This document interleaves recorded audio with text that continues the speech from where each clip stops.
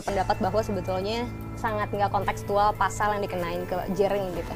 Mas Dhani sebagai orang yang udah pernah kena langsung pasalnya, mendekam di penjara, udah menjalani hukumannya, bagaimana Mas Dhani melihat kasus ini?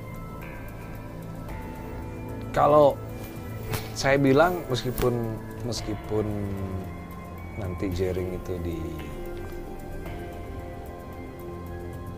diadili ya, saya bilang secara hukum nggak akan kena. Kalau yang digunakan adalah pasal ITE itu sebenarnya sama dengan pasal saya yang waktu di Surabaya itu. Secara hukum bisa divonis bebas, secara hukum ya.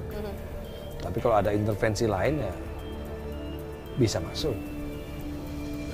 Tapi itu nggak kayaknya dia bukan pasal saya yang Twitter itu beda. Dia kayaknya pasal saya yang di Surabaya. 27 ayat 3 kalau saya nggak salah. Iya, bukan 28. 28 itu ujaran kebencian kan? Iya. Itu seperti pasal yang saya di Surabaya. Itu ada jurisprudensi waktu Alfian Tanjung bikin di medsos bahwa PDIP sarang PKI, itu vonisnya bebas. Vonisnya bebas. Karena pasal 27 itu hanya untuk seseorang, bukan kelompok, gitu.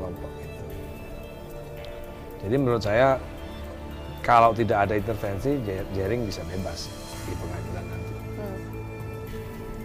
Tapi misal kalau memang kenanya pidana, kemarin aku sempat wawancara Mas Kadri Muhammad ngomongin soal dari sisi hukum melihat bagaimana kasus Jering ini gitu. Tapi kalau misalnya Mas Dhani melihat ini dari kacamata seseorang yang juga pernah kena dan Jering is not the only one. Saya bicara dari kacamata hukum. Kalau kita baca KUHP R. Susilo, kan KUHP kan seperti Al-Quran, ada tafsirnya.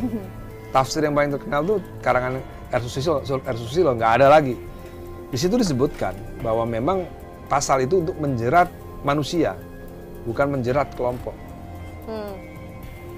Itu memang menjerat manusia, jadi harus pakai nama siapa yang